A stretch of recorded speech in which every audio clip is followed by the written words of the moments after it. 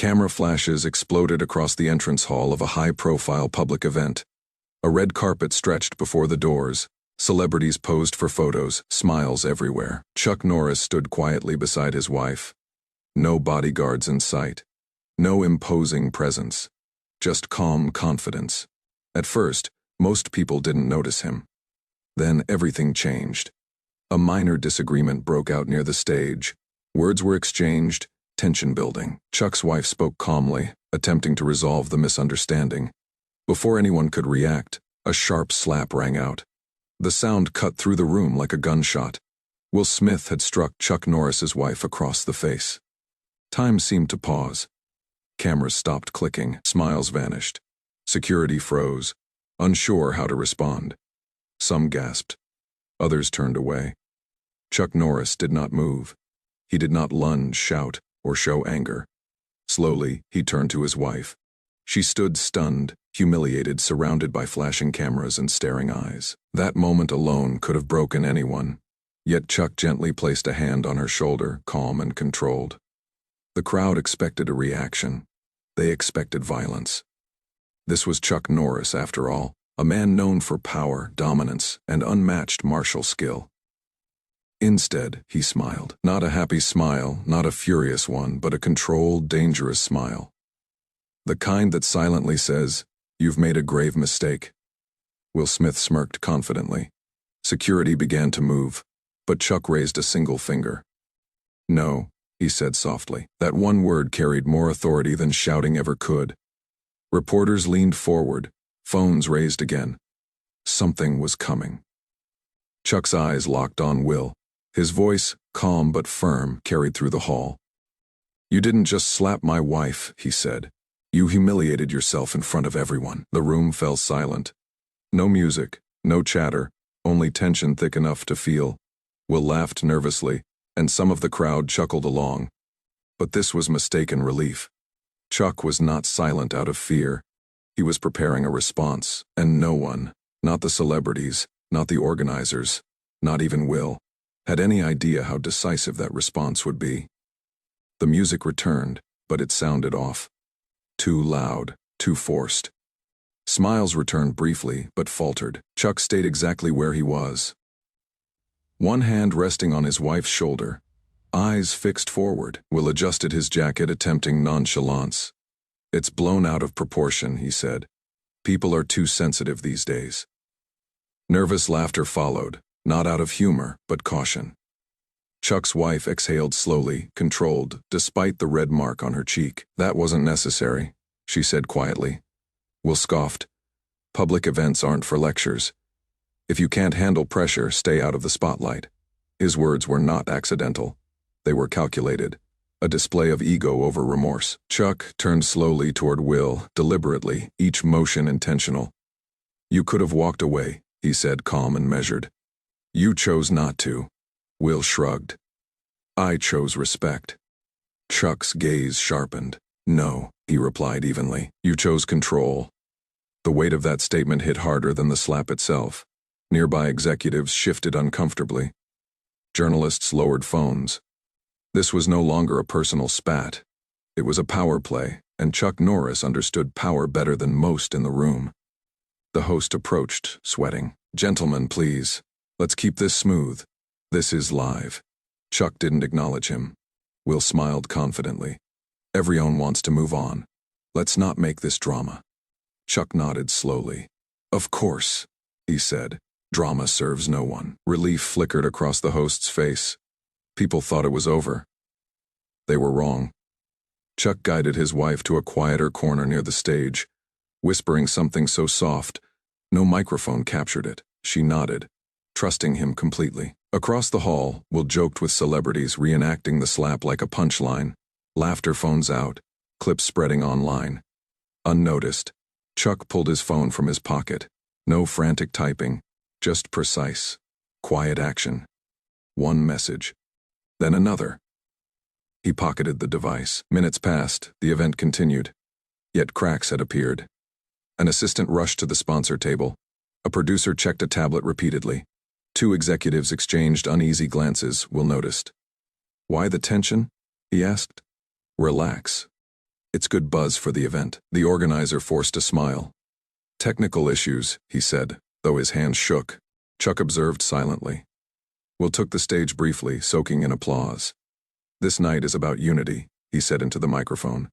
About respect, about moving forward. Chuck tilted his head slightly. Unity, respect, he murmured. Interesting words from the wrong mouth. Will's assistant hurried to him. We need to talk. Now, she said. Later, she whispered. 3 sponsors pulled out. Legal is asking questions. Will laughed. About what? The slap, she said. About who you slapped. Will's smile faltered for the first time. Chuck adjusted his cuff calmly. The event hadn't peaked yet.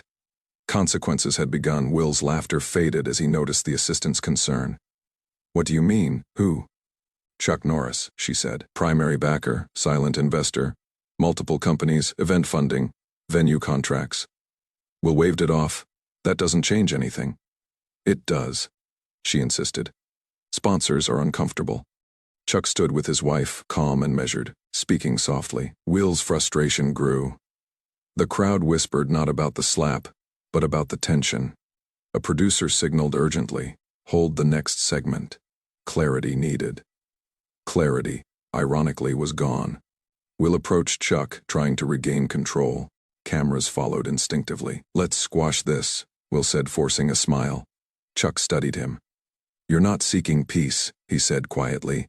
You're seeking comfort. Will scoffed. I'm offering respect. Chuck shook his head. Respect isn't offered after humiliation. It's shown before it. The statement landed harder than any blow. Will stepped closer, angry. Chuck didn't move.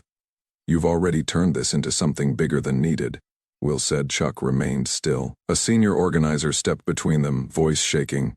Gentlemen, live in 5 minutes. Chuck finally addressed her. Prepare. Truth doesn't follow schedules. Will laughed sharply. This isn't a movie. Chuck's lips curved slightly. Exactly. He tapped his phone. Across the room, monitors flickered. Sponsor logos disappeared. Murmurs spread. Will's confidence wavered. What's that? He demanded. Chuck met his eyes. That, he said quietly, is accountability. Phones rang. Executives paled. Will's assistant whispered urgently. It's escalating. Will clenched his fists. You did this? Chuck didn't deny it. I corrected an imbalance. Public disrespect has consequences. Will laughed hollowly. This scares me. Chuck nodded. I know, that's why I didn't stop. Fear finally replaced Will's arrogance, because Chuck Norris wasn't emotional. He wasn't reactive. He was precise, calculated, unshakable. The crowd felt it too. The slap that had dominated headlines and social media just minutes ago now seemed almost trivial. This wasn't about a shocking act anymore. This was about power, real influence, shifting in front of everyone's eyes. The host stumbled back onto the stage, his voice uneven, but no one moved. All eyes were glued to Chuck Norris. He stood silently, composed, his wife close beside him. Opposite him, Will Smith. Still famous, still charismatic, still commanding attention, was no longer in control. And everyone in that room knew it. Because Chuck Norris hadn't raised a hand. He had raised the stakes, and the night was far from over. The pause the host had promised never truly came. The music didn't resume. The lights didn't dim. Conversations didn't pick back up. The room was suspended in a tense stillness, caught in a moment of collective disbelief. People weren't sure what they were witnessing anymore. Moments ago, it had been a slap, shocking, dramatic, gossip-worthy. Now, it felt like something far deeper was unfolding beneath the surface. Executives clustered in corners, whispering urgently. Assistants darted back and forth, phones glued to their ears. Security guards froze mid-step, unsure whom they were protecting. And Chuck Norris remained still. That stillness was unnerving. He didn't pace. He didn't check the screens. He didn't scroll through his phone again. He simply stood beside his wife, radiating quiet strength, offering reassurance with nothing more than his presence. Across the room, Will Smith felt the air change. People who had laughed with him just minutes before now avoided his gaze. Some subtly stepped away. Others pretended to check messages. suddenly very busy. A producer approached him cautiously. "We need to adjust the lineup," she said, her voice tentative. "Why?" Will snapped. "Because of him," she hesitated. "Because of everything," she finally said. That pause spoke louder than words. Will scanned the room and finally saw what Chuck Norris had already known. The balance of power had shifted. Not violently, not loudly, but unmistakably. A senior executive leaned toward the event director, speaking in a low, urgent tone. "If this continues, we could lose the venue agreement," he warned. Another added, "and the broadcast deal." The director wiped sweat from his brow. "No one told me Norris was this involved," he muttered. Nearby, a journalist whispered to her cameraman, "This isn't a celebrity feud anymore. This is leverage." Will caught that word, leverage. It gnawed at him, unsettled him. He walked to the bar, poured himself a drink, and took a long, steady sip. His hand trembled slightly, though he tried to mask it. "This is ridiculous," he muttered under his breath. "All over one moment." One moment, Chuck Norris heard. And then, finally, he spoke, not to Will, but to the room. Calmly, deliberately. "Moments reveal character," he said. "They don't create it." Those words cut through the tension. Chuck continued, voice measured, unhurried. "When someone disrespects a woman publicly," he said, "they're not testing her strength, they're exposing their own." Those words traveled faster than any shout could. Phones came up not to mock, not to gossip, but to record. Will turned sharply, snapping, "So now you're giving speeches?" Chuck Norris looked directly at him. "No," he said, steady and unwavering. "I'm explaining consequences." The room fell into a heavy, uncomfortable silence. An elderly board member leaned toward another and whispered, "He's not threatening anyone." The other nodded slowly. "He doesn't have to." That realization rippled through the crowd like water across a pond. This wasn't a man seeking attention. This was a man who already had influence and knew exactly how to wield it. Will's assistant returned again, nearly out of breath.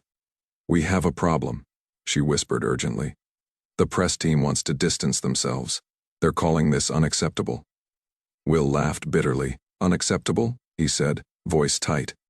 "I'm the one being cornered here." The assistant shook her head, softly but firmly. "No," she said. Chuck Norris remained silent, calm, untouchable. And that silence carried a weight heavier than any action could. People leaned in closer, whispers filling corners of the room. Executives glanced at one another, realizing the scope of what they were dealing with. This wasn't just a public spectacle. This was a demonstration of true authority. Every eye in the room lingered on Chuck. Will felt it, the magnetic pull of control slipping from his hands. What had seemed like a fleeting incident, a slap, was now an exposure of real dynamics, influence, composure, and respect. And Chuck Norris stood at the center of it, an immovable force in a chaotic sea of confusion and uncertainty.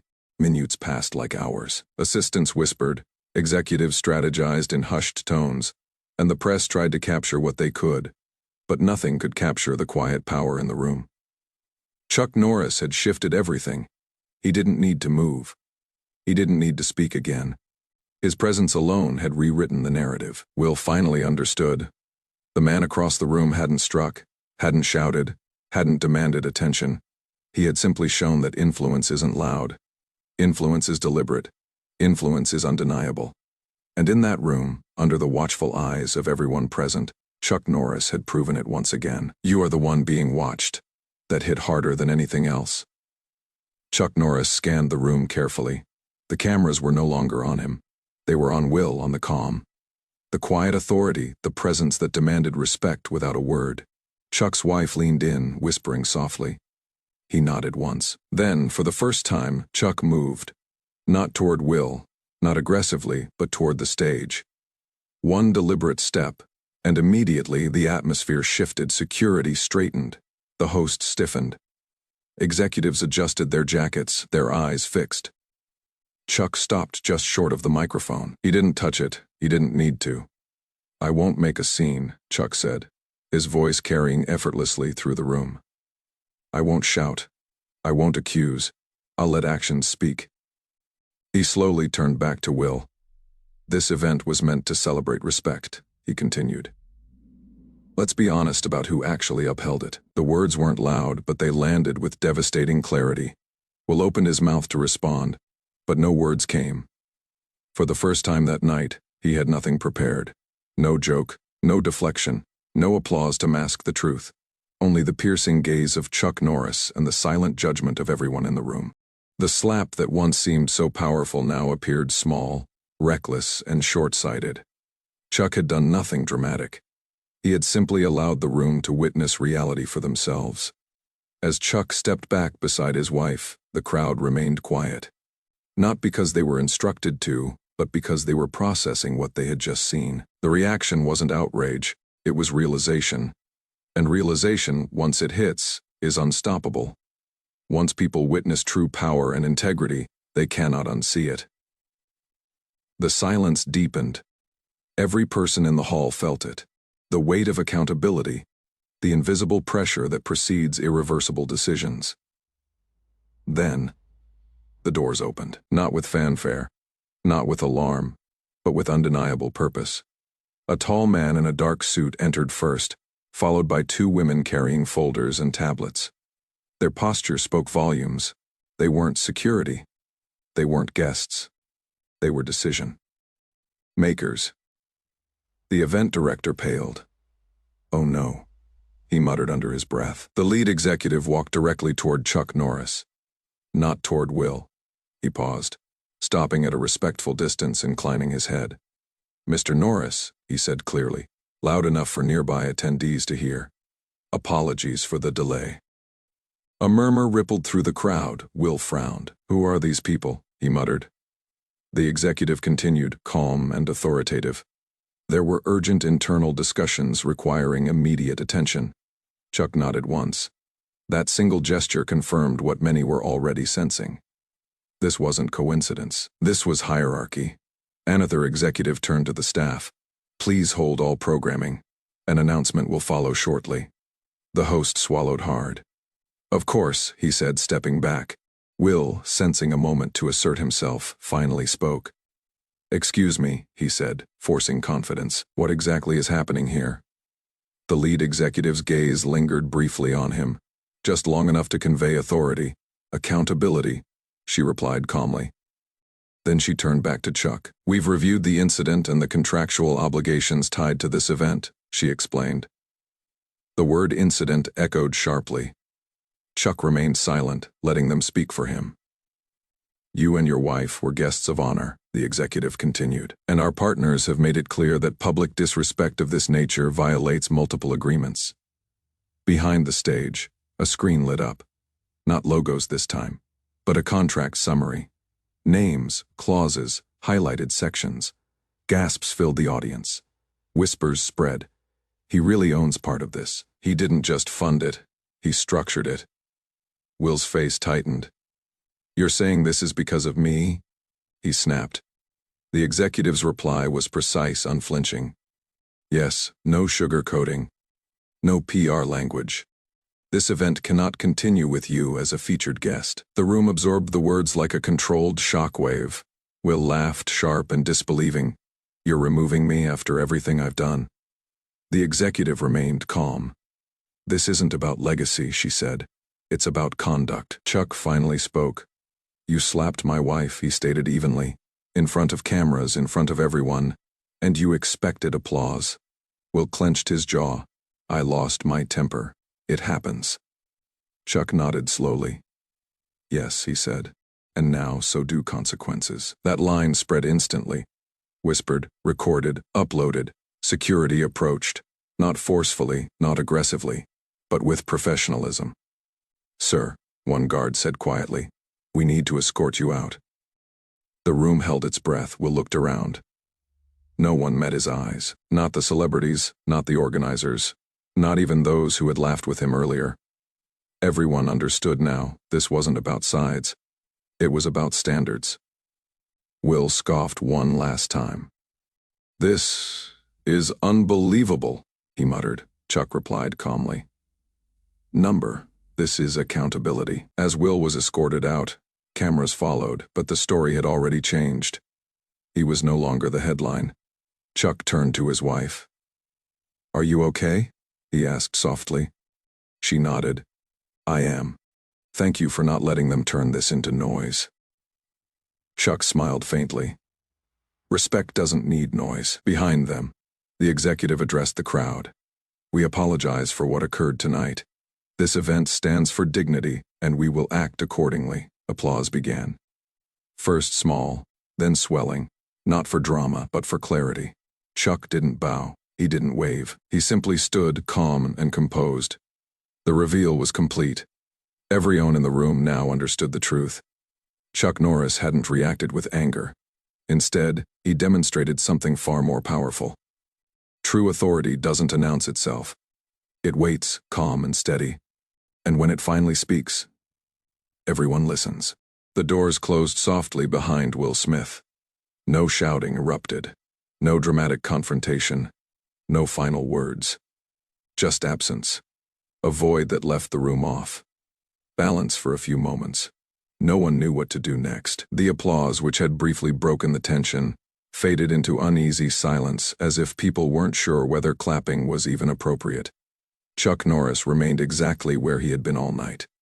Unshaken, unmoved. If anything, relief showed faintly on his face. Not because someone had been humiliated, but because the situation had ended without chaos. The lead executive approached him once more. "Mr. Norris," she said, lowering her voice, "we will issue a full public statement. Your wife's dignity will be formally acknowledged." Chuck shook his head gently. "That won't be necessary," he replied calmly. "Just make sure it doesn't happen to anyone else." Her surprise was obvious. "You don't want?" "I don't want revenge," Chuck interrupted softly. "I want standards." She studied him for a moment, then nodded with genuine respect. "Understood." Around them, the atmosphere began to shift. Conversations resumed, but the tone had changed. There was no gossip, no excitement, just reflection. A veteran actor leaned toward another and whispered, "He could have destroyed the place." The other replied quietly, "He chose not to, and that choice, that's what matters." Chuck's wife exhaled slowly, tension leaving her shoulders. Chuck noticed immediately. She murmured, "Let's step outside," he said softly. As they walked toward the exit, people instinctively parted. Not out of fear, but respect. A young event staffer hesitated, then approached Chuck. "Sir," she said nervously, I wanted to thank you for how you handled that." Chuck offered a small, calm smile. "You don't thank someone for doing what's right," he said. "You remember it, and do the same." Her eyes shone. She nodded. Outside, the night air was cooler, quieter. The distant hum of the city was indifferent to the celebrity drama that had just unfolded. Chuck and his wife paused under the lights for a moment. "You okay?" he asked gently. She smiled faintly. "I am now. You didn't fight for pride. You fought for respect." Chuck looked at her. "Pride fades," he said. "Respect lasts." Inside, the executives regrouped. The event director addressed the remaining guests. "We'll be adjusting the program," he announced. "Tonight, we continue with renewed focus on what this gathering represents."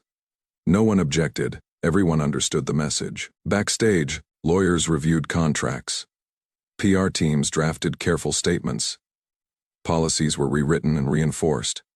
Consequences don't always have to be dramatic. Sometimes they are administrative. But those are the ones that last. Meanwhile, Chuck received a quiet call on his phone. He listened, said very little, then ended the call. "What was that?" his wife asked. "A confirmation," he said. "The board will implement new conduct clauses across all sponsored events." "All of them?" she asked, raising an eyebrow.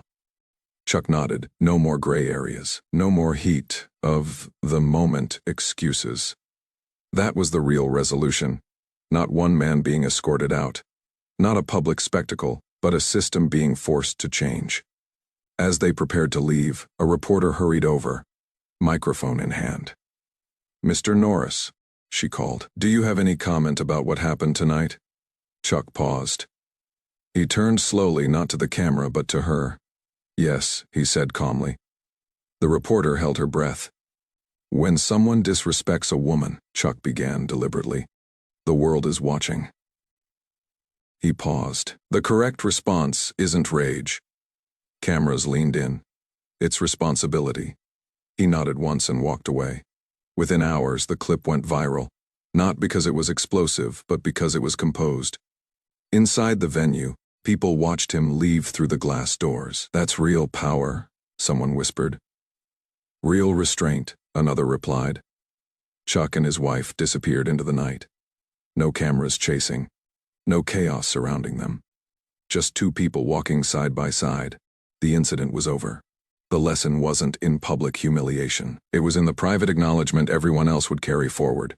Strength isn't measured by how hard someone can strike. It's measured by how calmly they can resolve conflict without striking at all. By morning, the story was everywhere. Headlines didn't scream violence. They didn't glorify the slap. They highlighted one thing: the quiet, powerful way the situation had been handled. Clips replayed Chuck Norris's composed response, his short statements, his refusal to turn humiliation into spectacle. Comment sections weren't filled with outrage. They were filled with reflection. People weren't asking, why didn't he fight? They were asking, how did he stay so controlled? And that question mattered, because the night wasn't about celebrities. It was about principles. Chuck Norris never raised his voice. He never insulted. He never demanded loyalty. He simply refused to let disrespect pass without consequence. That's where the lesson lived. True power doesn't rush. It doesn't prove itself. It doesn't require an audience. It waits. When Will Smith disrespected Chuck Norris's wife, the world expected chaos. Shouting fists. Headlines fueled by rage. Instead, they saw something rare. Restraint. Chuck understood something most forget in moments of emotion. Anger provides temporary relief. Control creates permanent results. Anyone can react. Very few can respond. That's the difference between losing your temper and changing the outcome. Chuck didn't protect his ego. He protected his values. He didn't humiliate another man publicly. He allowed the man's own actions to speak. And in doing so, he reminded everyone watching of a simple truth. Respect is non-negotiable, not for fame, not for status, not for applause. Especially when it comes to women. His wife didn't need someone to fight for her honor with fists. She needed a partner who would ensure her dignity remained non-negotiable, even under the brightest lights. That's what strength looks like. Not dominance. Discipline, the event continued.